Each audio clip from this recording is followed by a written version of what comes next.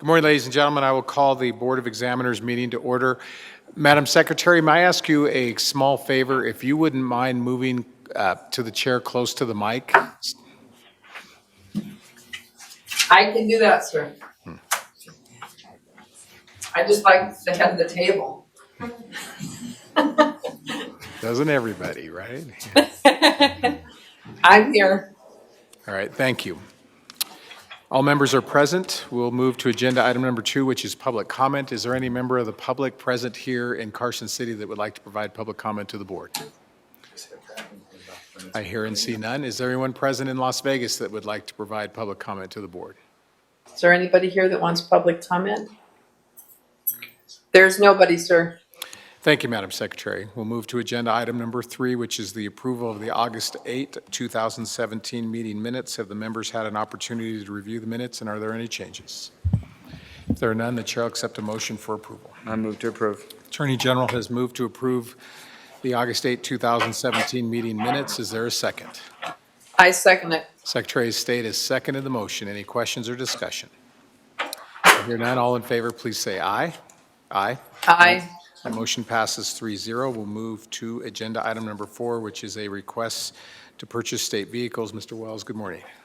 Good morning, Governor, members of the board. There are 8 requests for 259 vehicles in this agenda item. The first request is from the board for the regulation of liquefied petroleum gas to replace a pickup that has met the age and/or mileage requirements in the state administrative manual. The second request is from Fleet Services to procure 104 vehicles to provide agencies under the newly approved lease purchase program. This request includes 6 pickup trucks, 56 sedans, 39 SUVs, and 3 vans. These vehicles were included in the agency's respective legislatively approved budgets. The third request is from the Department of Agriculture to replace an SUV and a tractor and trailer combination for use in the commodity food program. These vehicles are being purchased with Food Distribution Program administrative funds, which must be obligated by September 30th. The work program for this request was approved at the August IFC. The 4th, 5th, and 6th requests are from various divisions of the Department of Conservation and Natural Resources to purchase 4 new and 2 replacement vehicles, including a Helitac mechanic truck and 3 pickup trucks that were included in the drought initiative, which was approved by the legislature. 5 of the 6 were included in the legislatively approved budgets, and the 6th comes from reserves in a non-executive water basin account. The 7th request is from the Department of Public Safety, Nevada Highway Patrol, to replace 3 vehicles which were totaled in accidents. Funding for these vehicles comes from the CRAS fund, which is financed from insurance recoveries. And the last request is also from the Department of Public Safety, Highway Patrol, to replace 125 interceptors and 18 pickups over the biennium, which will have met the age and/or mileage requirements in the state administrative manual. There are 59 vehicles scheduled to be replaced in FY18 and 84 in FY19, and these were included in the agency's budget and approved as part of the agency's one-shot, which was Assembly Bill 507. And there are representatives available to answer any questions the members may have. Thank you, Mr. Wells. As you said, this is pretty routine and has been in the budget. I'm sure all those over at DPS are very excited to get these new vehicles, and for everyone that's going to have use of them, appreciate your hard work, and we want to make sure that we have equipment that is safe and new and best in class. So any questions from board members on agenda item number 4? If there are none, the chair will accept a motion for approval. I move to approve. Attorney General has moved to approve the state vehicle purchase presented in agenda item number 4. Is there a second? I second, Governor. Thank you, Madam Secretary. So, Madam Secretary has seconded the motion. Any questions or discussion? I hear none. All those in favor, please say aye. Aye. Aye. Aye. That motion passes 3-0. We'll move to agenda item number 5, which is request to approve. I guess I should say request for approval to pay cash settlement. A little typo there, but in any event, Mr. Wells. Thank you, Governor. Yes, there is a typo in the agenda.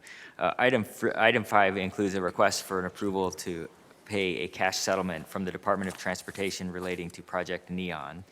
The request in the amount of $848,600 will fully resolve an eminent domain action to acquire 2 non-contiguous improved properties totaling approximately 0.6 acres.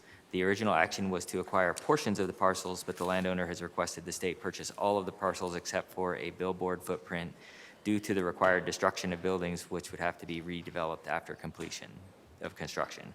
The excess land will be used during construction, but will likely be disposed of at the end of the project. Approval of the additional amount would bring the total settlement for this particular action to $1,904,600, and Director Malfabon and Mr. Gallagher are available to answer any questions the board may have. Good morning, gentlemen. Good morning, Governor. Good morning, board members. I'm Rudy Malfabon, Director of Nevada Department of Transportation, for the record. This settlement is associated with, as Director Wells mentioned, the 2 parcels on Highland Avenue totaling about 0.6 acres. They're needed for Project Neon. We also had to acquire a temporary easement for construction and a permanent easement for maintenance after the project was completed.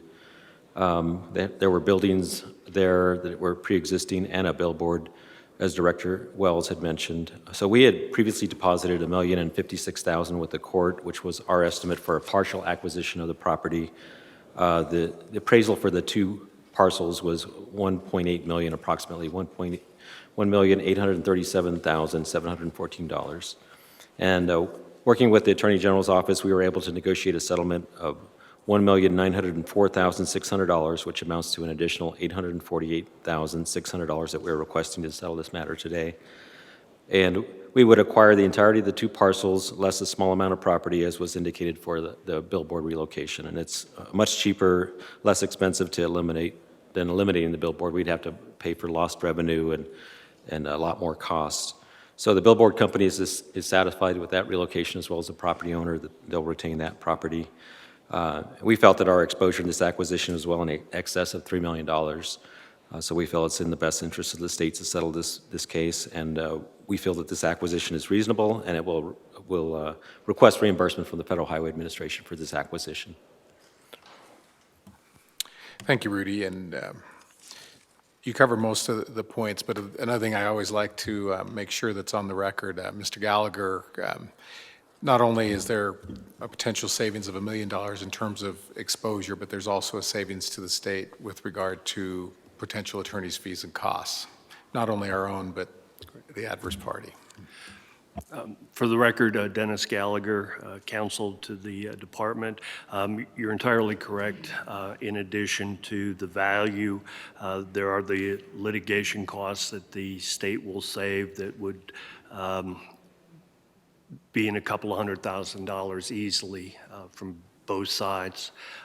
This settlement, I think, is fair, just, and equitable to the property owner, as well as the state. And as the director indicated, when the department is through with this property, there may be a chance to recoup some of the settlement cost going forward. So an additional cost, Governor, that I think needs emphasis is the fact that the property would sit vacant for a number of years while the department used it, and when it would be returned to the property owner, the department would be responsible for reconstructing the 2 buildings, which is an additional cost that under this settlement is saved.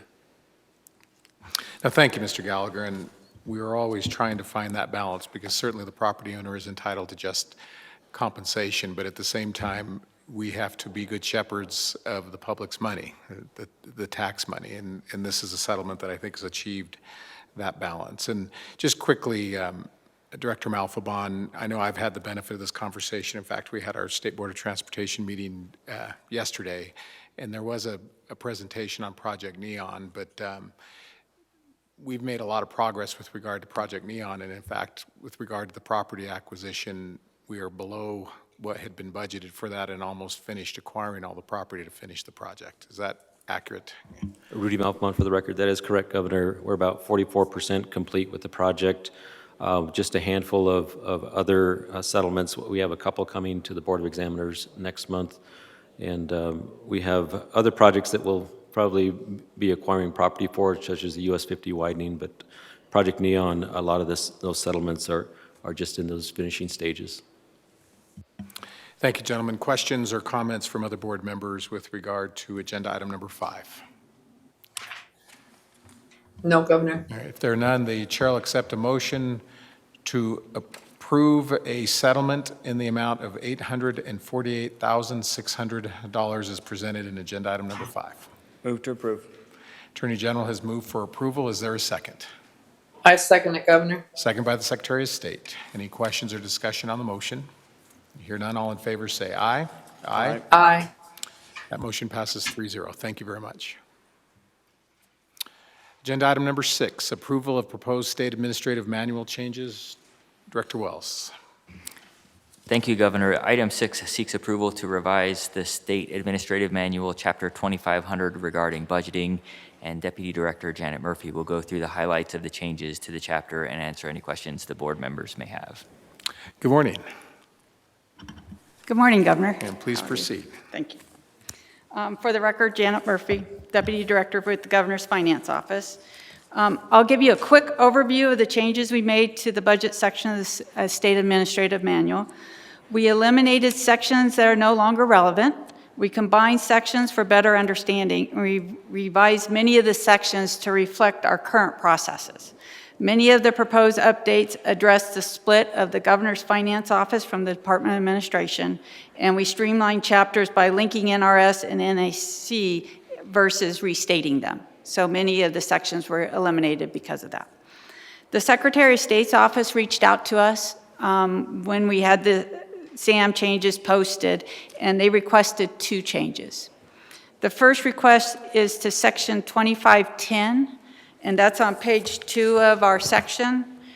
And the second paragraph, what the office pointed out is though this administration's goals and objectives are aligned with the governor's goals and objectives, it may not always be the case, and the proposed change is to the second paragraph, first sentence, and where it states that performance measures should reflect to the extent to which the budget as presented will enable the agency to achieve the governor's goals and objectives. We recommend that that is changed to achieve the goals and objectives of the executive budget. And then the next one is on page 3, section 2514 under bill draft requests.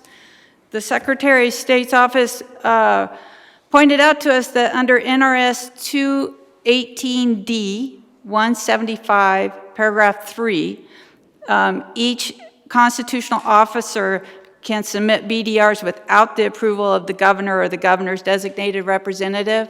And so therefore, we recommend the second paragraph start with except as provided in NRS 218D.175.3, or section 3, LCB is prohibited from, and then start the rest of the sentence would be fine. And with that, I'll take the questions. All right, thank you very much. Any questions or comments from board members? Seems pretty straightforward. So if there are no questions or comments, the chair will accept a motion to approve the state administrative manual changes with the amendment to that proposal from the recommendations of the Secretary of State's office. Move to approve. The Attorney General has moved for approval. Is there a second? I second it. Thank you, Governor. Thank you, Madam Secretary. Madam Secretary has seconded the motion. Any questions or discussion on the motion? Hear none. All those in favor say aye. Aye. Aye. That motion passes 3-0. Thank you very much. We'll move to agenda item number 7, which is a review and approval of the Department of Administration's fiscal 2017 fourth quarter report and fiscal year 2018 first quarter request for disbursement of funds for victims of crime fund. Mr. Wells. Thank you, Governor. Pursuant to NRS 217.260, the Board of Examiners is required to estimate the available revenue and anticipated claims costs for the State Victims of Crime Program. This item includes a report on the claims paid in the fourth quarter of fiscal year 2017 and a recommendation to pay priority 1, 2, and 3 claims at 100% for the first quarter of fiscal year 2018. The program anticipates having a reserve at the end of the first quarter of FY18 of approximately $11.7 million after covering all expenses and a 45-day operating reserve, which is roughly the same as the $11.9 million that was projected for the fourth quarter at the last meeting where we discussed this topic. So this does represent a comfortable reserve for this particular program, and I believe there are representatives from the Victims of Crime program available in Las Vegas if there are any questions. Thank you, Mr. Wells. I have no questions. Board members, any questions with regard to agenda item number 7? Move to approve. Attorney General has moved to approve agenda item number 7. Is there a second? I'll second it, Governor. Second by the Secretary of State. Any questions or discussion on the motion? I hear none. All those in favor, please say aye. Aye. Aye. Aye. That motion passes 3-0. We'll move to agenda item number 8, which is approval of proposed leases. Mr. Wells. Thank you, Governor. There are 4 leases in Agenda Item 8 for approval by the board this morning, and no additional information was requested by any of the members. Thank you, Mr. Wells. Any questions from board members? I hear none. Is there a motion to approve the proposed leases presented in agenda item number 8? I move to approve. Attorney General has moved to approve. Is there a second? I'll second it, Governor. Second by the Secretary of State. Any questions or discussion on the motion? I hear none. All in favor say aye. Aye. Aye. Aye. That motion passes 3-0. We'll move on to agenda item number 9, contracts. Mr. Wells. Thank you, Governor. There are 63 contracts in Agenda Item 9 for approval by the board this morning. Contract number 57 between the Department of Conservation and Natural Resources Forestry Division and Prime Turbines LLC, and contract number 59 between the Department of Business and Industry Athletic Commission and Francisco Soto have been withdrawn. Contract number 60 normally would be signed by the clerk, but was brought to the board for approval due to the policy change to outsource certain transactions. And members have requested information only on contract number 60 between the Department of Motor Vehicles and the American Automobile Association of Northern California, Nevada, and Utah. I'm sorry, Mr. Wells. Which ones did you want withdrawn or are going to be withdrawn? 57? 57 and 59. All right. And we're holding out 60, correct? Correct. Right. The other contract I wanted held out is number 9. Correct. Okay. All right. With regard to number 9, I have no questions, but I am not going to participate in the vote on agenda item number 9, which is a contract between the Governor's Office of Economic Development and the Ferraro Group. The principal in the Ferraro Group is a longtime friend of mine that I've known since college. This is a renewal of a contract that existed before I even came into office, but to avoid any appearance of bias or impropriety, I'm not going to participate in the vote on agenda item number 9. So let's move to agenda item number 60, DMV.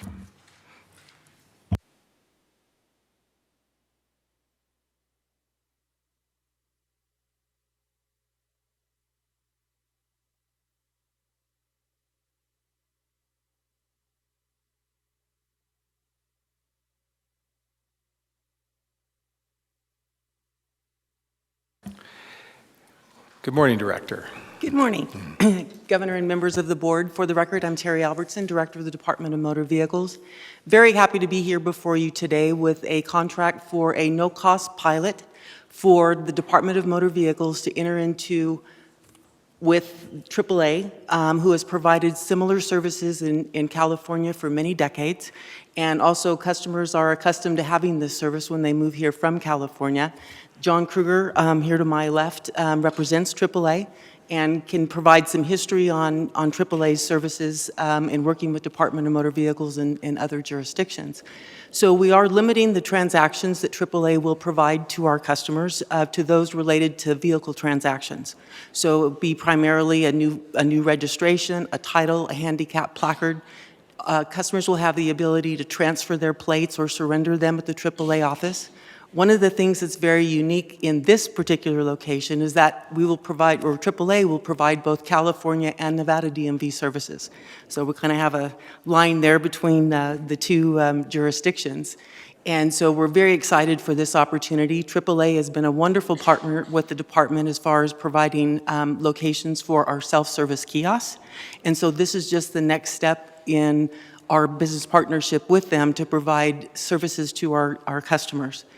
Another benefit for having this pilot program is that AAA is going to be open on Saturday. So currently there are no Saturday services here in the Carson City area. And with that, I'd be happy to answer any questions you might have. Thank you, Ms. Albertson. So how many locations will there be? This is a pilot, for the So it'll be record, the Terry one. Albertson. This is going to be a pilot. So we're starting here in Carson City. And historically, well, for the legislative session, we presented to the legislature that we would potentially expand services in the northern Reno area with the addition of our new South Reno facility. So that's an option that we're going to consider and leave open. And again, we're hoping for a very successful pilot here in Carson City. We could potentially then expand those services to southern Nevada as well. And again, anticipate that this will be a very successful pilot.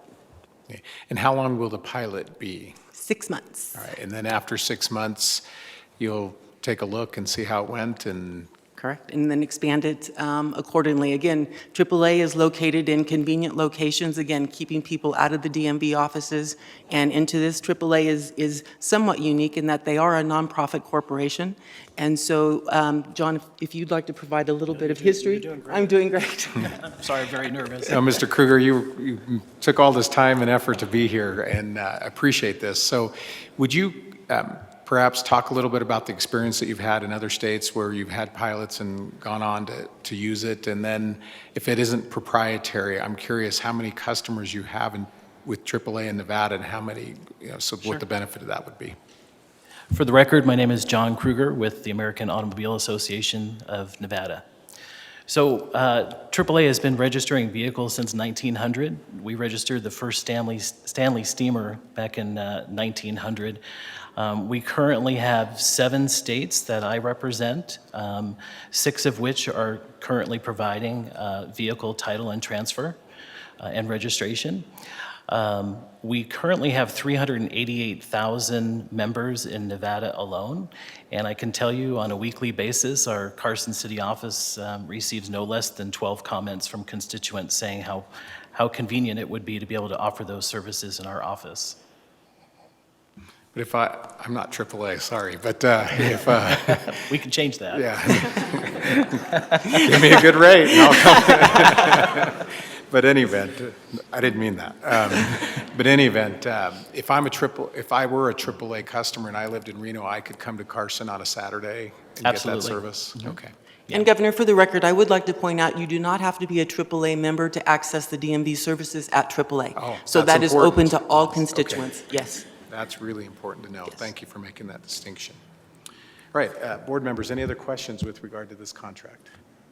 No, Governor, but I do want to disclose, just because you said it, I am a AAA member and have been for over 30 years, so go on. My attorney's sitting right next to you, so I just want to make sure I'm okay, right?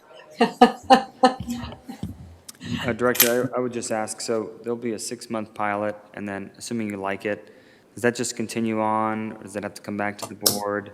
Just kind of curious of how it all moves forward in the future. Yes, thank you for the question, Mr. Attorney General. We believe that the way the contract is being done, that we would simply be able to add locations to the existing contract. So again, it would be a no-cost amendment to the contract to add various locations. So it shouldn't require us coming back to the board for approval, unless you'd like that. No, it's okay, just checking in. Thank you. Governor, Yes, Madam Secretary. just to follow up on the Attorney General, I'm just asking, how many locations in Nevada, or is it at every AAA office in the state? Go ahead. Yes, thank you for the question. It would be all offices in the state of Nevada. Okay, thank you. Oh, how Thank many? you, Governor. Yeah, so, Madam Secretary, again, for further clarification, that would be something that would be decided both between AAA and the department as far as what locations would be appropriate for these services.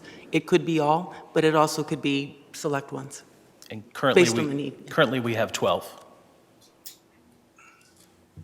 All right, thank you. And Director Albertson, just good news, Board of Finance, we approved your bonds today, so hopefully those will go to sale next month and get going on that new Reno DMV building. But while you're here, any update with regard to wait times and what's happening at the respective DMV offices? Governor, yes. And so with that, Yes, there are wait times. They have improved. And again, we're continuing to promote our alternative services. Tanya Laney is here at the table with me and can probably speak more specifically to the actual wait times. I will be open and transparent about the fact that we are having many difficulties with our queuing system and our ability to obtain reports to accurately reflect those wait times. We are getting ready to go out to RFP in order to replace that system because it has been a challenge for us from day one. So Tanya, I don't know if there's anything you'd like to add on wait times. Good morning, Governor and members of the board. Yes, as Terry alluded to, we have had some difficulties with our current queuing system, and so we do have an RFP being developed for that system currently. The appointment portion of the queuing system has, however, been very successful. We've received nothing but 100% positive feedback on the appointment system. Customers are booking appointments and coming in and being seen on those appointments within a 10-minute window. Most of them are actually called before their appointment time. The part of the system that we're having the issue with is the algorithm. If you're a walk-in customer, that tells you how long your wait is going to be. And so that's the portion of the system that we'll be addressing through the RFP when selecting a new vendor. Okay. And how long will that process take? The current vendor is in contract with us through December of next year, but we look similar to the AAA pilot. We'll be doing a 6-month pilot for whoever the selected vendor is for the queuing system, and then make a seamless transition once that pilot is over and successful to carry over as the new queuing system in all of the offices. And that pilot will be in the Reno location. Okay.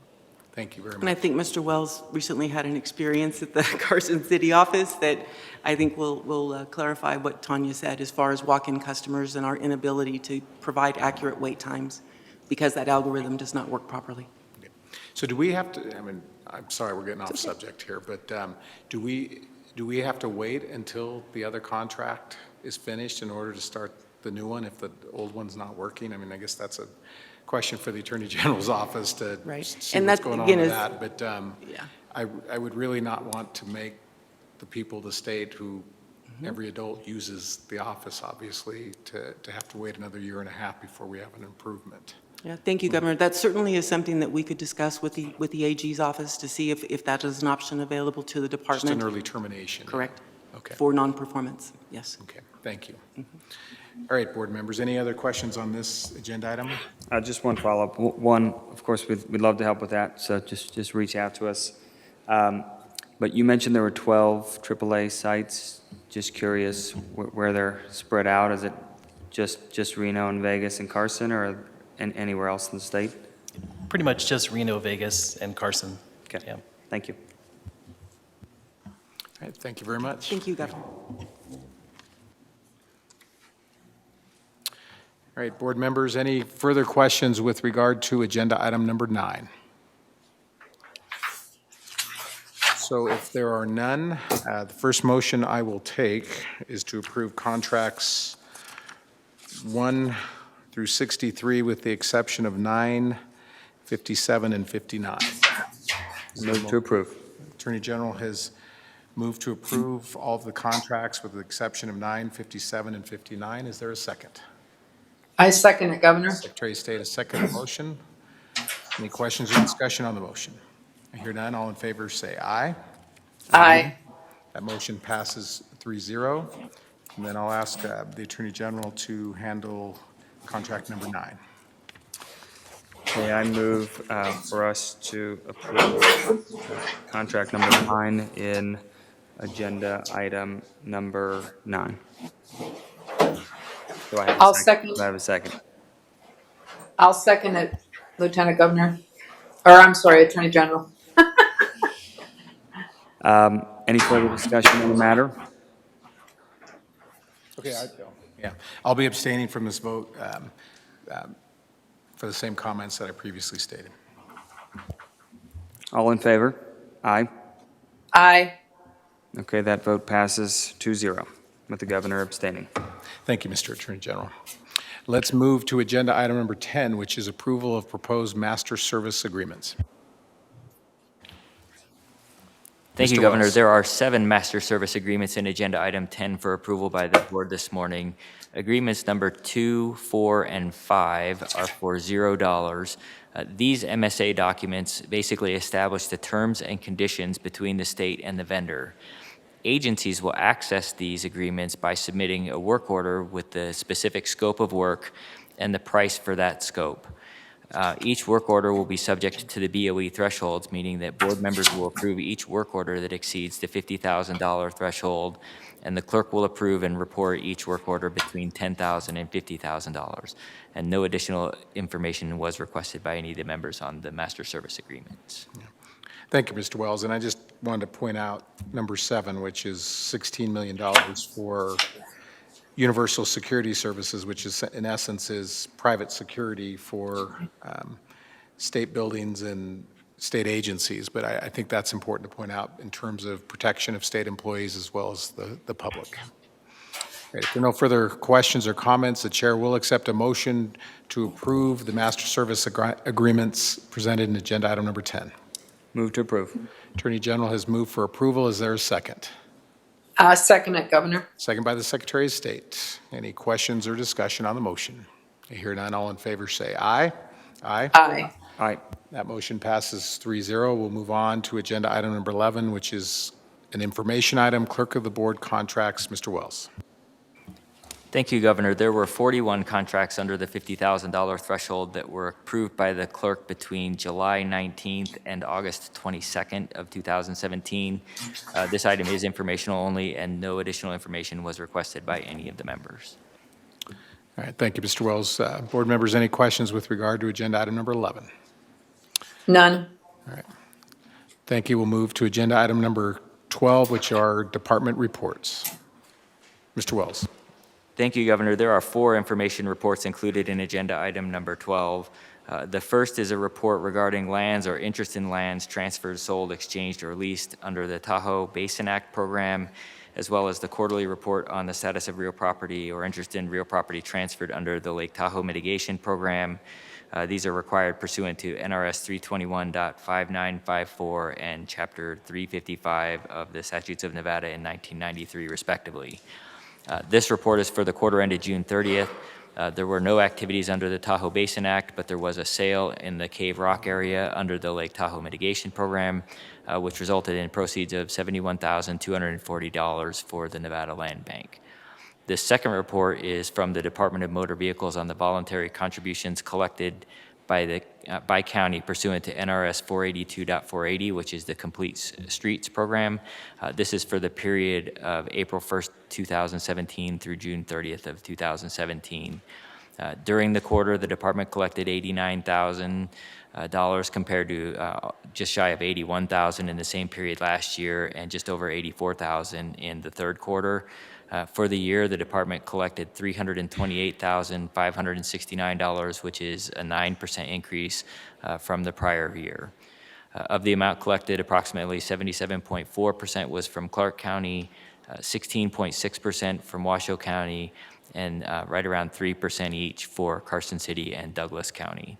After deducting the 1% to administer the program, the department distributed $325,000 to the 4 counties for fiscal year 2017, compared to $298,800 in fiscal year 16. As far as those who are registering the vehicle, approximately 14.3% are contributing to this program, and that ranges from 10.74% in Douglas County to just shy of 15% in Clark County. This is an increase from the 13.6% who contributed in FY 2016. The third report describes the uses of the Complete Streets program by the 4 recipient counties as requested by the board at the November 2015 meeting. For the most part, these projects are moving forward in Clark County and are being reserved in the other 3 counties for upcoming projects.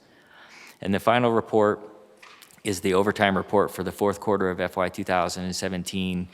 Overtime pay and accrued compensatory leave accounted for a total of approximately $46.8 million, or 4.74% of total pay for fiscal year 2017, which is a 28% increase from FY 2016.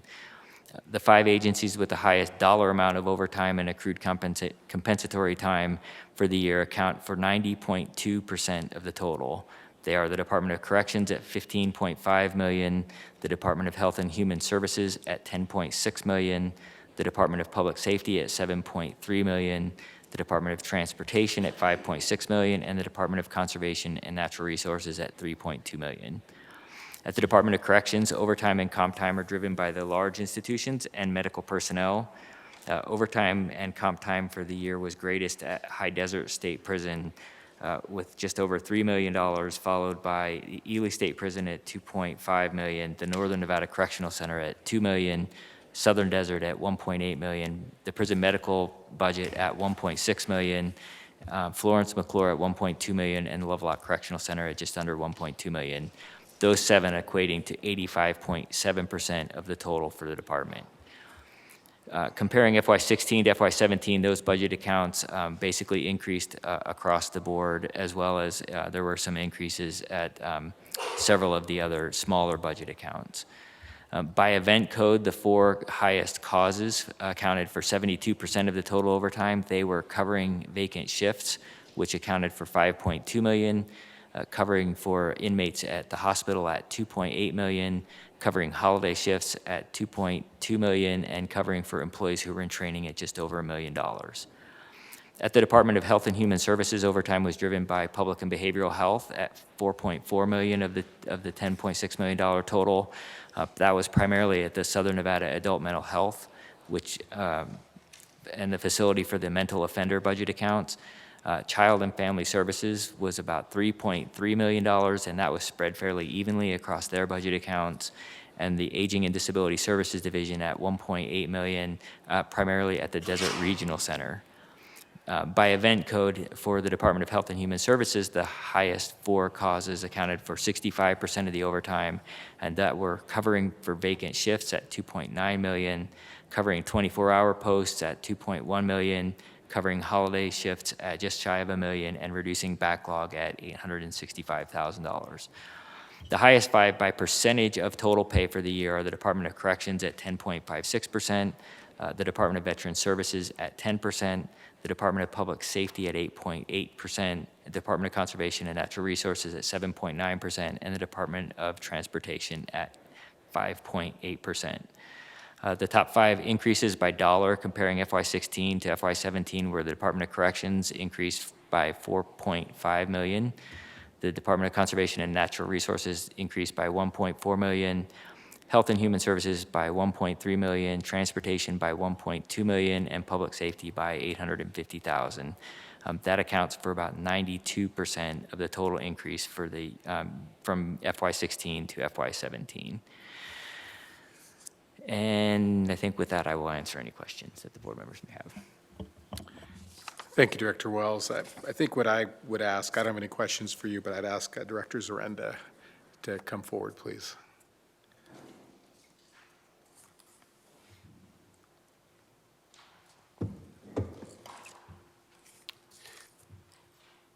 Good morning, sir. If you could, I know we've had this conversation actually with the other two members here on the Board of Prison Commissions, but will you talk a little bit about what the circumstances are that have led to the overtime, please? Director, if you would, your microphone didn't. Good, it was on. There you go. Sorry about that. Good morning, everybody. This is James Arenda, for the record, Director for the Nevada Department of Corrections. What we've been looking at, and which I have to show a better picture to the public, because I would like to do is publicize where the driving rates for the overtimes are going by pictures. And I think it's going to be make it more. I want to make it more accessible, but I want to make sure the public understands what happens with certain positions or certain incidents inside facilities, what drives our overtime. And I'm just going to do a little our most prevalent overtime. So what I wanted to show over what was different from this year and last year, I'm going to be showing the hospital stays almost doubled. And just so everybody knows what a hospital stay is when we have one inmate that's spending the night over at the hospital for whether it's surgery, follow medical, or specialized services, it minimally takes 2 officers. If it's high security or those that are on death row, it could be up to 3 officers, and this is 24 hours a day. So I think it's important to show where our numbers increased over this year from last year. Medical trips continue to increase. Not understanding, my side on the medical part, I'm not understanding why the number of trips were more this year than last year. The only thing where our backlog of trips have actually increased. So what we tried to do to curb overtime is trying to prioritize medical trips to those that are absolute necessary or those that are not, putting the ones that are absolutely not on the back burner, which they eventually catch up to us. So I'm trying to show a picture of where those trips are going, where the ones are going, what type of specialties, whether it's oncology or radiology, things that we can't provide in the department, how that increases our overtime. Our vacancy rate for the Department of Corrections continues to rise, which I want to show that in a picture to be able to show that where our recruiting is. We currently are about 1 out of 10. Those that we've recruited actually stay in the department. And I want to show that to be able to show by each time we open Post Academy, how many actually applied, how many we accepted, and how many actually finished the academy, come on to the department. I think that's important to show where our vacancies have went. And let me clarify that, if I may, Director Zarenda. So you're talking about 1 out of 10 applicants ultimately accept a position. Or are you saying 1 out of 10? Is that what you're saying? Yeah, I'll just put it that way. James Renner, for the record, 1 out of 10 that accepted already actually make it forward to where they're actually going to be working in a facility. And it could be whether they fail out of the academy, it could be they make the academy and they go to another location, it could be that they just dropped out and we don't understand why, they just never tell us, but it's those that actually accepted positions that actually make it to a working position. And I think it's important to show that because that's going to show, it's going to show me the trend of this, or show whether or not we're getting what we have to increase and better, whether we have to do something better to get more applicants or better applicants, which currently we are recruiting now through the armed services, which I think we'll start seeing some better qualified candidates, hopefully. The other thing I think is important is like I said, is our vacancy rate. We're to this morning, we are at 172 correctional officer vacancies. Those vacancies do not include workers' compensation, sick, leave time. At any given time, we could have up to 300 staff members that are on some type of leave, whether it's a vacancy or a leave, that affects the overtime rates. And I think that's important to show every time that increases, our overtime will increase. Okay. And let's, before you move on, Director Zarenda, I mean, this has been an ongoing issue as long as I've been in this position. And as you know, we've dramatically increased the salary structure with regard to correctional officers. But what do you think the bottom line is in terms of those vacancies? Is it the location of the facilities, Ely, Lovelock, in Indian Springs? Does that have something to do with filling those positions? Well, absolutely. That's part of it. It's not the whole picture, and that's why I need to show that whole picture. Ely is an extremely difficult place to be able to hire new recruits, to get them to be able to work at those locations. And that's why if you look at our overtime, we've moved the mental health out of Ely. We've decreased our segregation. Segregation is our most expensive housing. You have most amount of officers per inmate based upon the violent rates, escorts, and the type of housing it is single cells, not double. Even though 2 inmates can be put into a cell because of their violent history or their potential for violence, they're not doubled up for disciplinary segregation. So we have decreased our disciplinary segregation statewide, but we have not decreased it in Ely. Anytime we decrease it in Ely, we move offenders from other segregation units around the state into those roles because the staff are better equipped and trained to deal with them on site at Ely. Decreasing in the other facilities means that we could close segregation units and double up cells for general population. That's where my goal is future, where we're going to start saving on overtime, because now I could start pulling offenders off that are causing non-conventional housing in areas like day rooms that we usually don't have inmates, that we're putting in beds to hold. Unconventional housing is extremely expensive, and the reason why is because if you have a housing unit that's general population of 100 inmates, usually if it's just regular general population, it's 1 officer.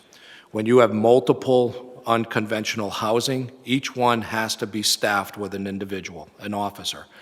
Usually, the unconventional housing is up to 25, sometimes 10. When you're having one officer for 10 inmates or one officer for 25, the cost factor goes up, the overtime goes up because you need more staff to do these areas. So my goal is reducing those overflow areas that I call them, the unconventional housing, because that's where we're going to start saving some money.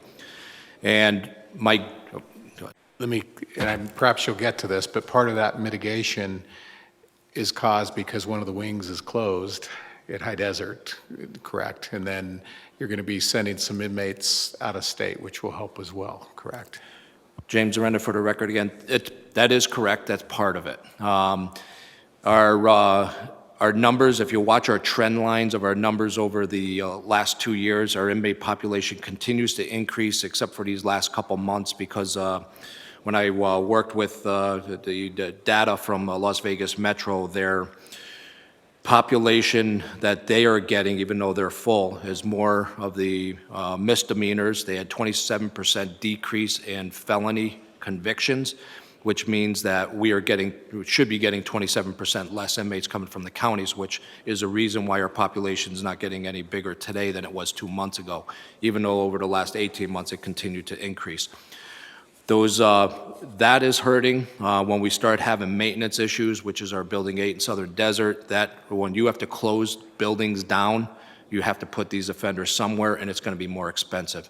And that's why we're thankful as part of the GovRec budget getting inmates put out of state. My goal with getting those inmates out of state is I'm going to concentrate on those offenders that are causing the most violence in our prisons, that are causing the most gang issues in our prisons, that are doing the most recruiting, that are doing the extorting of the other offenders, to make it known to those gang members that we're not going to tolerate this. I think that's going to set a tone to the other facilities that we're not going to accept this behavior. I think we're going to start seeing with that decreases in our violent rates and decreases in discipline because they know there's going to be some type of action taken against them that is going to be different from segregation. Segregation tends to be not a deterrent after a period of time. When you use too much segregation, inmates use that as status in a gang. They brag about how many times they've been put in segregation, that they're tougher than other offenders, they're this loyal to gangs. So that becomes almost a tool for the offenders rather than a tool for the staff for controlling behavior. So I think this out-of-state thing is going to play a huge role with controlling our behaviors in our facilities, decreasing segregation, decreasing discipline, making it safer for staff, where we're going to start seeing if we could decrease 51 inmates in segregation, that means I can open up a housing unit for 100, taking inmates off of those more expensive floors, decreasing the staff levels in those units because we won't need them for segregation. That's a great plan for our future that I have to show that to the public in view. So you'll start seeing that having an effect on our overtime as well, beneficial. The other thing that it keeps coming up is that we're trying to balance our hospital doctor visits with what we can do on site. We're trying to do a better recruiting with hiring additional medical staff so we could do more at the facilities. It'll be better cost effective. We're still having a difficult time getting staff, getting medical doctors and dentists especially. Currently, which is very expensive, which seems like an easy fix down the road, is getting a dentist just even at like an Ely Correctional Center. It sounds easy, but very difficult to get somebody there. Currently, when we have dental emergencies, which we do have them, we have to transport those offenders from Ely to High Desert in near Las Vegas and Indian Springs. That's costly. So we're trying to come up with fixes with that. There are things on our plate that we're going to start reducing overtime, but it's a whole factor. It's not one thing that increases overtime is really what I wanted to say, and I have to show those pictures to the public to be able to see that. Thank you, Director Zarenda. And back to the medical issue, you alluded to this in the beginning of your remarks, and I've had a conversation with hospital officials. They can't obviously it'd be more economic to put all the inmates in one wing, and they all obviously have different illnesses and treatments that are necessary that are in different parts of the hospital. So that's where part of the issue is you've got to have 2 people at minimum on per patient inmate. And so if you've got multiple ones, you have them spread all over the hospital. And I just want to make that clear because I think that is important for you to know. So you talked about all these mitigation issues. I guess first and foremost, when do you anticipate the completion of the, I guess I'll call it a remodel of that wing, which I know will have an immediate benefit? James Arenda for the record again. So give you a little, I know you know this, but give the public a little background of what's happening is there's a building in Southern Desert Correctional Facility that currently only has 200 inmates in it, but can hold up to 400. The building has been neglected for many, many years. Maintenance is coming to a head between the sewage, the electrical, the plumbing. Everything really has to be redone if we want to keep anybody in it any longer. So we've got it through the governor's office and through IFC and through the legislature to be able to remodel this building to keep it afloat so that we could increase our capacity. But in order to do that, we have to close the facility over a period of time. The closure is not going to happen. They're doing all the planning. We've slowly started closing and reopening wings just while they were working on areas like the electrical. But eventually that building's going to have to be closed altogether when they have to go under the facility for the sewage. That's going to happen in the next, it's going to happen in 13 months when you start seeing the complete closure. From that point on, it's still going to take 12 months. So we're not looking until another almost 2 years before we actually see the offenders being moved back in there.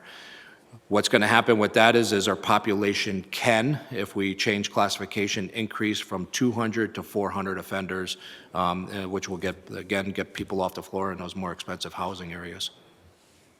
Thank you, Director Zarenda. Questions from other board members with regard to Department of Corrections overtime?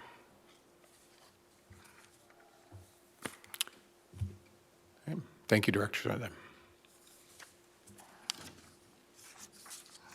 All right, board members, any further questions with regard to agenda item 12D?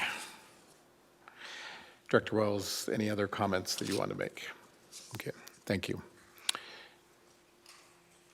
All right, that's an information item. Then we'll move on to agenda item number 13, which is approval to pay a tort claim pursuant to NRS 41.036. Thank you, Governor. Item 13 is a claim for which the Office of the Attorney General recommends payment from the Tort Claims Fund, and Mr. Trutanich will walk the board through the specifics of the claim and answer any questions the members may have. Good morning, Governor Sandoval, Attorney General Laxalt, Secretary of State Sagaski, Nick Trutanich on behalf of the Attorney General's office. Also present with me down south, I believe, is our head of complex litigation, though I can't see him. There he is, Steve Shaborsky. This settlement stems from a lawsuit filed by the estate of Charles Demos, his 5 children, and potentially similarly situated class of individuals. The claims in the lawsuit alleged wrongful death and breach of contract, among other causes of action. Plaintiffs filed the suit against the Veterans Services Department after months of litigation, including a motion to dismiss that was denied in June of this year. The Attorney General's office negotiated this settlement. It was approved and signed by the Department of Veterans Services Director, Kat Miller. The settlement permanently resolves all claims against the state and the Veterans Services Department by the estate of Mr. Demos and his children. Additionally, the settlement gives timely closure to the family of a Nevada veteran and includes important non-monetary terms, namely, the Veterans Services Department has agreed to place a permanent memorial in the garden at the Nevada State Veterans Home. The Attorney General's office is of the opinion that this settlement is in the best interest of the state. Okay. Thank you, Mr. Chanich. And are you going to discuss, at least a little more specifically, with regard to the facts and circumstances that led to litigation? Governor, I have brought Steve Shaborsky, our head of complex litigation, who's here present to discuss, although I don't want to get into, without consent of the client, to get into the thoughts and impressions of our office, but we're happy to discuss the claims. No, that's what I'm seeking. I'm not asking for internal conversations or discussion, but essentially what the claims were. Sure. Governor, before I begin, I believe Madam Secretary has a disclosure to make. Governor, to you and everyone there, I did have the pleasure of knowing Charles Demos and his family from the parades, the veterans parades, and at the home. I met him several times, and his family did let me know of his passing and what caused it. So I just wanted, for the record, to make sure that that was on there. Thank you. Mr. Shavorski, please proceed. Thank you, Governor. This is a case that was filed in the 8th Judicial District Court in Clark County. The plaintiffs are comprised of an estate, 5 children, and potential class members. Each plaintiff making identical claims for negligence, wrongful death, elder abuse, negligent infliction of emotional distress, intentional infliction of emotional distress, negligent hiring, training, and supervision, and breach of contract. Each claim being made by each plaintiff, including the potential class members. The underlying facts stem from a Legionella infection at the veterans' home sustained by Mr. Demos, who passed away approximately 2 weeks later. And the damages sought by the plaintiffs and the potential class members, the estate, stem from that infection, their emotional distress from potentially being exposed to Legionella, and we believe it's in the best interest of the state to resolve this now, to bring closure on this serious matter for a distinguished service member of this country. Thank you, Mr. Shavorski. And just a quick question. You mentioned that this is a settlement and release of all claims for the members of the Demos family as well as potential class members. At least looking at the agreement, I don't know how this resolves the claims of the potential class members. Thank you for the question, Governor. Yeah, you're correct. It cannot, because of procedural due process problems, resolve potential class members. However, as a result of the settlement, the lead plaintiff's counsel has dismissed that complaint. The class members and potential class members could potentially refile. However, no one has come forward at this time. So we believe, based upon the evidence and the facts, considering how long this event took place ago in April 2015, it is unlikely that any potential class members will come forward. Okay, thank you for that clarity. So I don't have any other questions. Just I don't know if there are any members of the Demos family that are here, but I feel horrible that this has happened.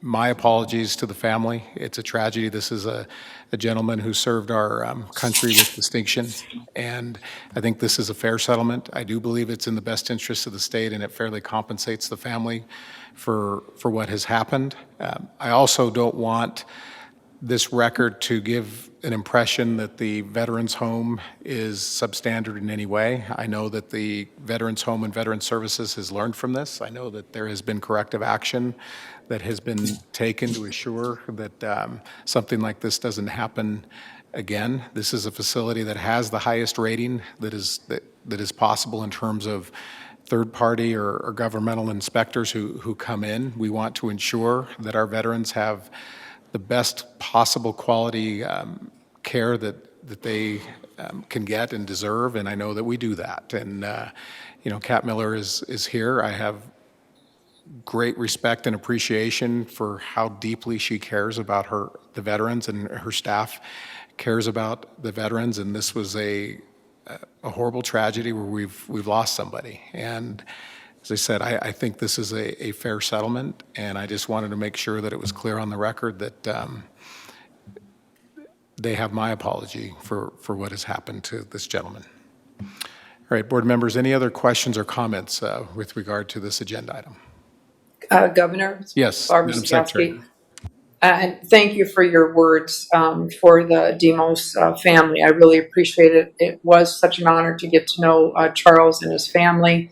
It was very tragic. He was doing really well when I met him, saw him, and talked to him, and thanked him profusely for his service to our country. He served us well.